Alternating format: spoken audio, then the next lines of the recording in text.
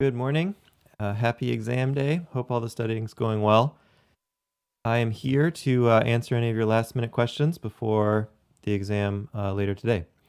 So, whatever you would like to discuss, go over, go ahead and let me know either in the chat or on Discord, and we'll do that.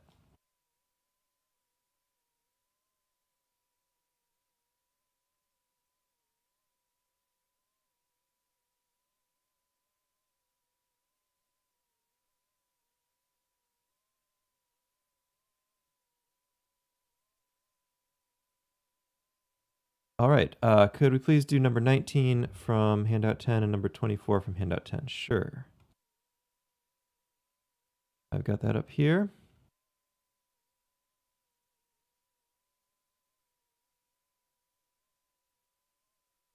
All right, so 19, if 80 grams of ammonium chloride were dissolved in 100 grams water, is it saturated, unsaturated, or supersaturated? All right, so we have to use the graph above to figure this out. 80 grams of ammonium chloride at 90 degrees C. 100 grams of water is what this graph is based on. So let's go find that spot.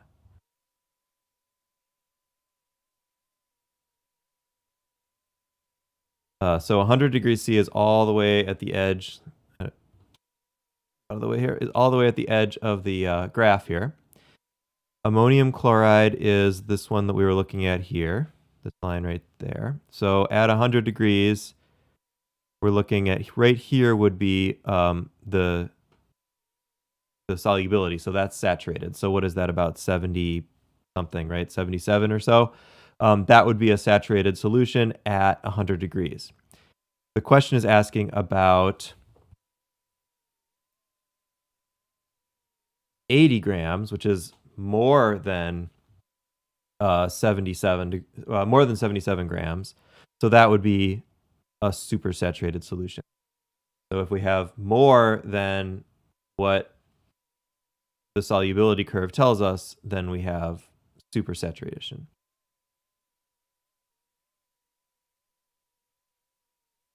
And then the other request is 24.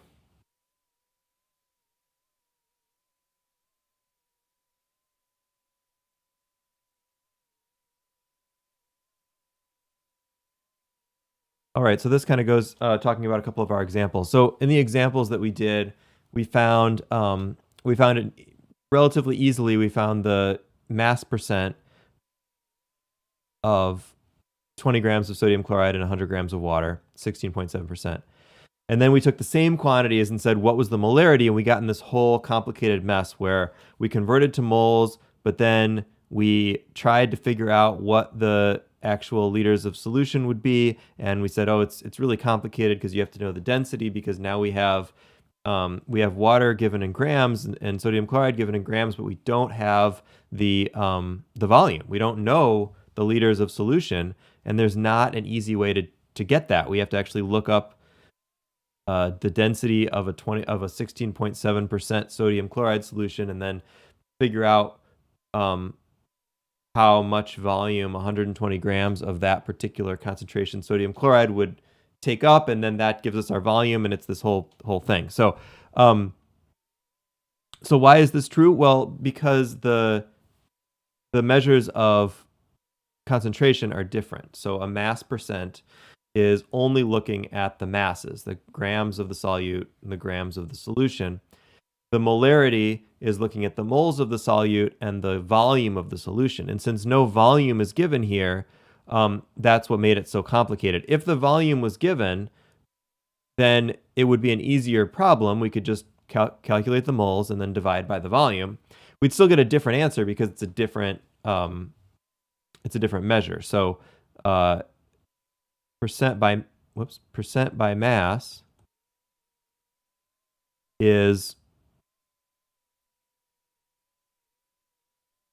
the mass of the solute divided by mass of solution. And by the way, since it is mass and mass, you could use any measure for this. It could be grams, could be kilograms, could be pounds, whatever. You're dividing it, and so it becomes a unitless percentage. Whereas molarity is moles of solute over liters of solution. So same amounts, but different measures, and that's why we end up with different answers. So when you see concentration questions on the exam, make sure you're thinking about which measurement are they asking about. Are they talking about a percent by mass, or are they talking about a molarity? Because that's going to be a different calculation.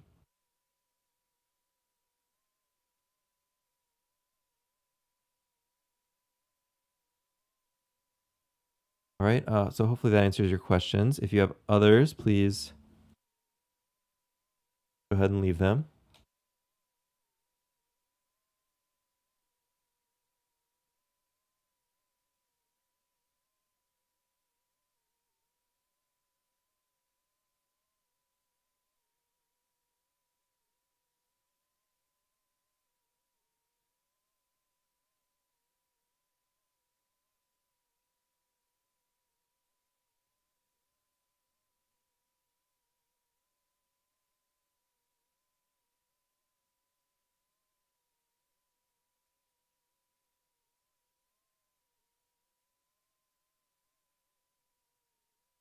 All right, I see something coming in on Discord.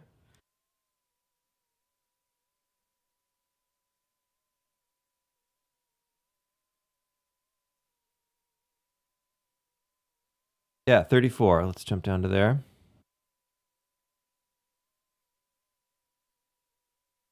Oh, yeah, I don't think your comments are coming through, but I do see it on Discord, so thanks.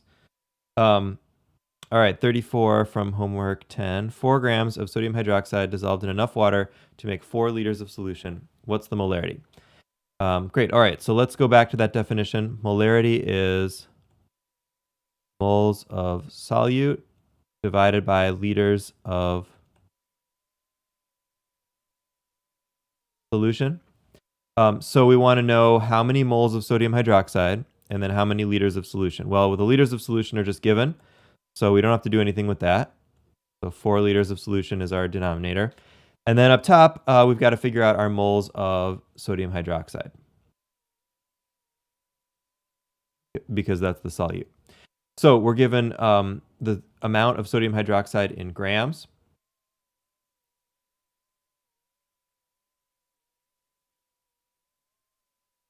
And so if we want to convert to moles, we want to cancel grams and instead have moles. And to do that, we need the molar mass. So we look it up, and we've got sodium at, let's say, 23, oxygen at 16, and hydrogen at 1. So let's say it's about 40. If I could see that better, we could use more decimal places, but that's fine. All right, 40 divided by 4 should be a tenth, right? 0.1.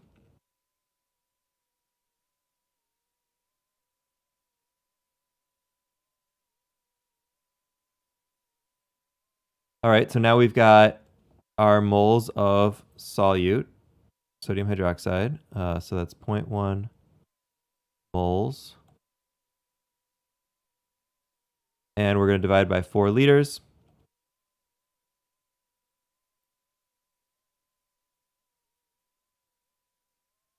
And so our final concentration is 0.025 molar.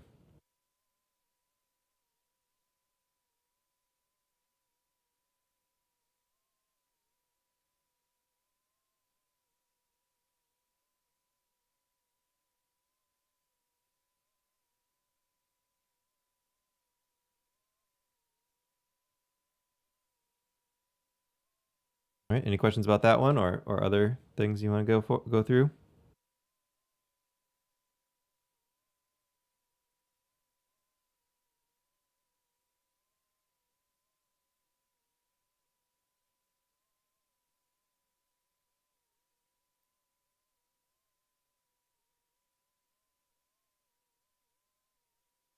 Okay, request for an example of trying to figure out the shape of a molecule, chemical bonding and Lewis structures.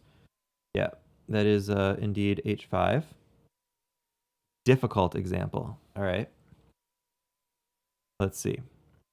Let me just kind of make one up here. So we're going to use this table, which will also appear on the exam, but let me come up with an example for the Lewis structure first, and something that is a little bit more difficult.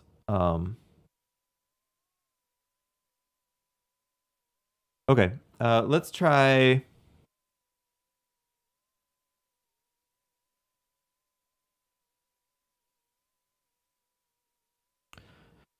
let's see, trying to think here.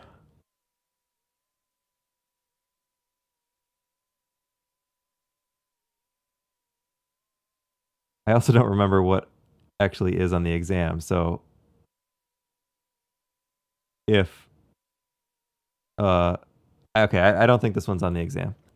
Let's try N2O, which is nitrous oxide. And let's see what we can come up with here. So N2O, our electron count is, let's see, we've got 5 from each nitrogen, so that's 10. And then 6 from the oxygen is 16. So we've got 16 total electrons to work with. Now this one, we've got some choices as to how we want to arrange it. It could go NNO, it could go NON. And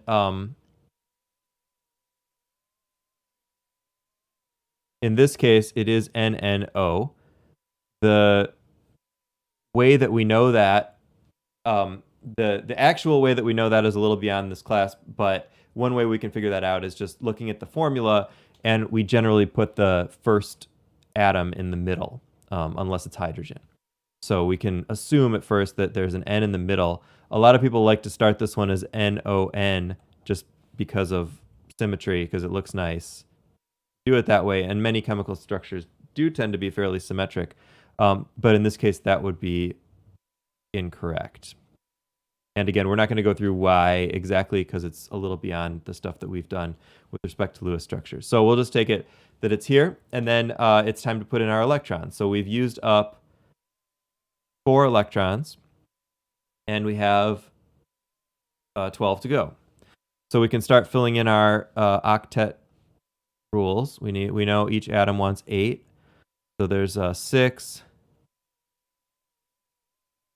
11, 12, and here's where we get stuck. So here we've got 2, 4, 6, 8, 10, 12, 14, 16. We've used all the electrons we have, and oxygen still does not have enough. So whenever we get in the situation where we've used our electrons, but one of the atoms is still not full, then we need to look at some multiple bonds. We can't just start adding multiple bonds because we don't have any more electrons to add, but we can remove electrons from some places and put them in other places. So we could do that, and we can maybe do another one also. So we could either put it over here. Let's just check our count again. 2, 4, 6, 8, 10, 12, 14, 16. So we're good. So we have actually 2 choices, which are both correct. It's something called resonance that we haven't really discussed, but we can do here. Right now we've got 8, 8, and 8. Or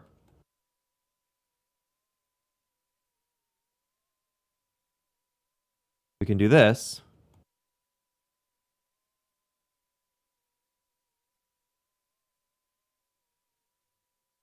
These are both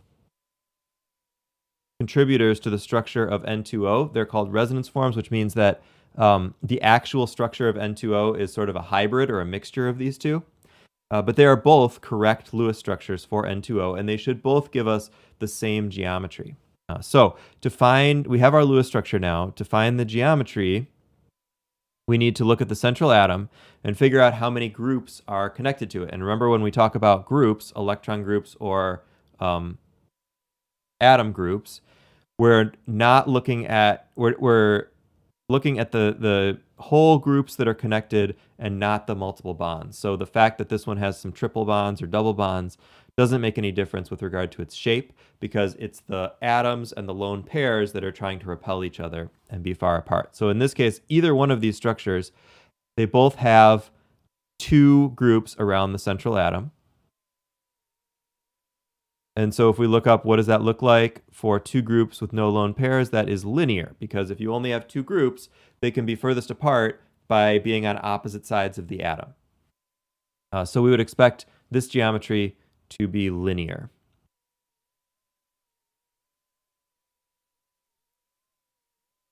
And then while we're looking at it, we can also evaluate its polarity. So now that we know it's linear, we know this is what we've drawn as a Lewis structure is the actual shape. It's straight, it doesn't bend or anything. So then we can think about electronegativity. We can jump back up onto our periodic table and remember that fluorine is the highest, and then it drops down as you step this way or this way. So if we have O and N bonded together, we would expect to see a difference in electronegativity that would lead to polarity. So we can expect to see some negative here. Sorry, wrong way. We can expect to see some negative on the oxygen and some positive on the nitrogen. Same thing here. The nitrogen-nitrogen bond is not polar, of course, because there's no difference in electronegativity when you have the same atom. But we can draw our nice line here and have a positive side of the molecule and a negative side of the molecule. Remember, that line doesn't have to go through the middle of the molecule, but in this case, anywhere we draw it really would give us a negative and a positive side. So this is a polar molecule, and it does have a polar bond in it as well.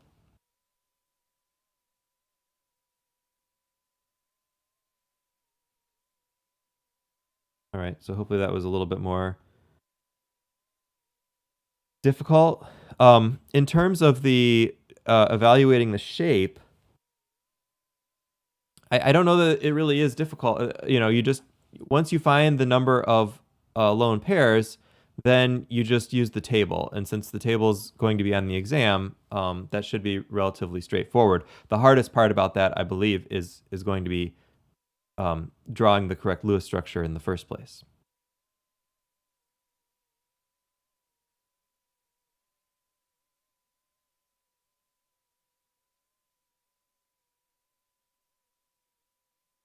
All right, other questions, other things you want to go through?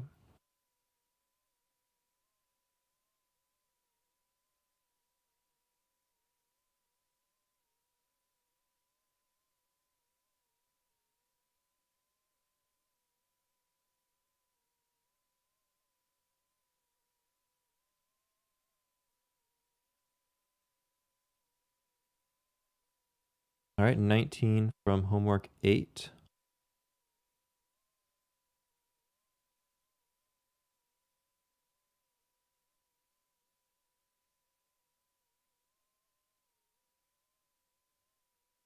How many hydrogen atoms are there in 3.75 grams of ethane? All right, we've got a mass here of ethane, and the question is asking us to count something. So whenever we're going from weighing something to counting something, we're talking about moles, because moles is counting things in big batches.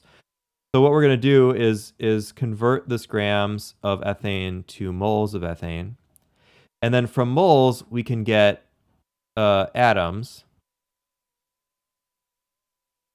by using Avogadro's number. So let's go through that. 3.75 grams, and it's C2H6. We're going to go from grams of C2H6 to moles of C2H6. And that conversion is the molar mass. So we've got 12 for each carbon and 1 for each hydrogen. We'll just use whole numbers here. So that's 24 plus 6 is 30. And that gives us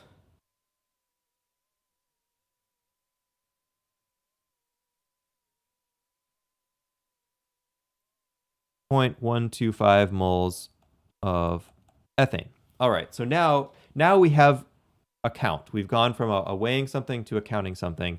We started with 3.75 grams, and we now have 0.125 moles. So now that we have it in moles, we can say, all right, well, if we have 0.125 moles of the whole molecule, how many moles of just hydrogen atoms are there? Well, this molecule has 6 hydrogen atoms per each hole. And so, we can draw it here, draw a Lewis structure.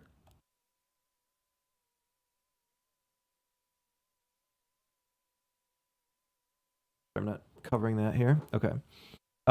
So we've got, if we have a mole of this, how many moles of hydrogen atoms? Well, 6 times, right? Because each of these has 6 hydrogens.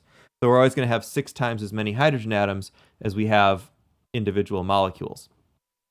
So to figure out the hydrogen atoms, we would say, all right, well, we've got 6 times this. If we want to write that out as a conversion, we could go 1.25 moles of C2H6. And then that is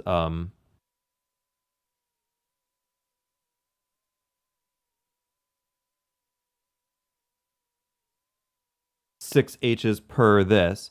You don't have to do this. A lot of times people find it more comfortable to just kind of look at this and go, oh yeah, there's 6 times as many hydrogens because we got to have 6 of these for each piece. So we'll just multiply it by 6. But if you want to see it laid out as a conversion, this is what that would look like.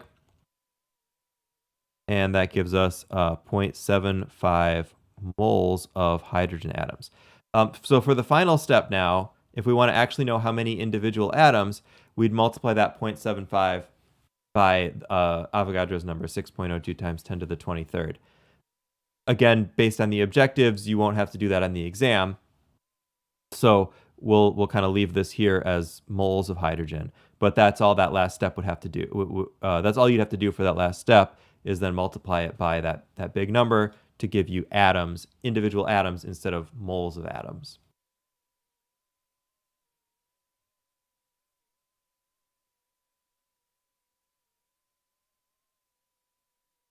Right.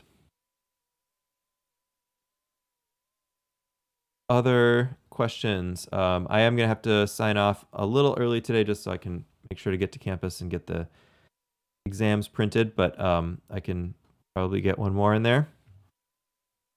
Do we have to calculate the molar mass every time, or is it sometimes given in the problem? Yeah, I mean, it could be given. It just depends on the problem. Oh yeah, okay, good question. Let's talk about exothermic and endothermic. So this is going back to H7 when we looked at energies in chemical reactions. Oops, which was down here somewhere. So these energy coordinate diagrams that we looked at,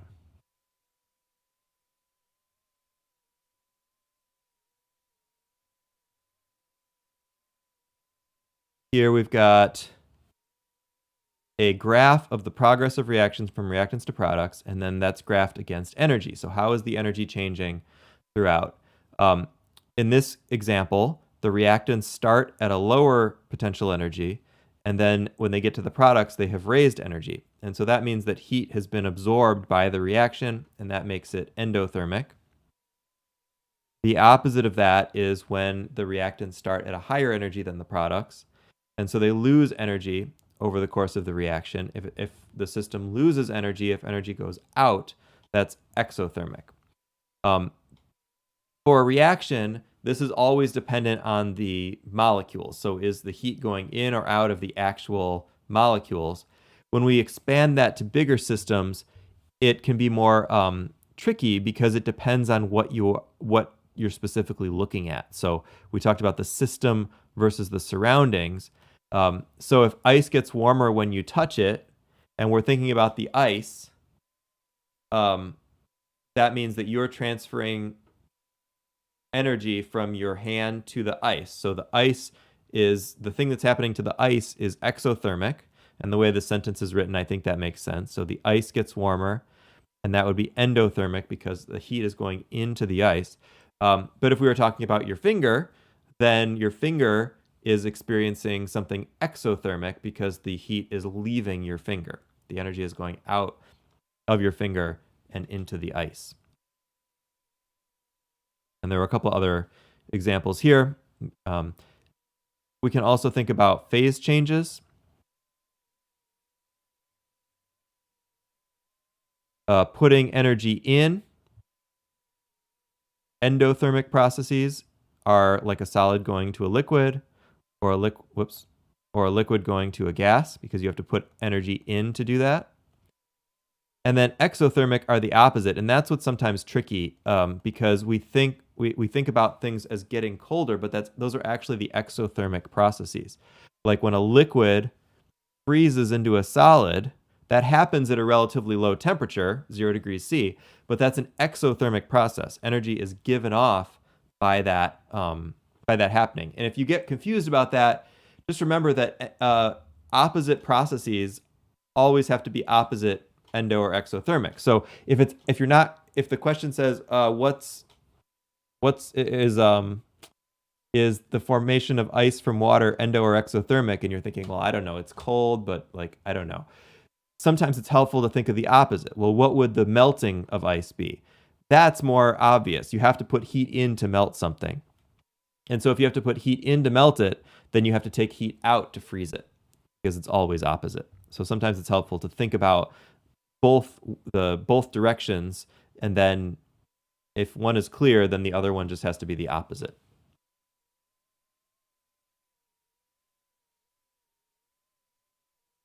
That help, or you want to go through more of that? We didn't do any calculations with endo or exothermic stuff.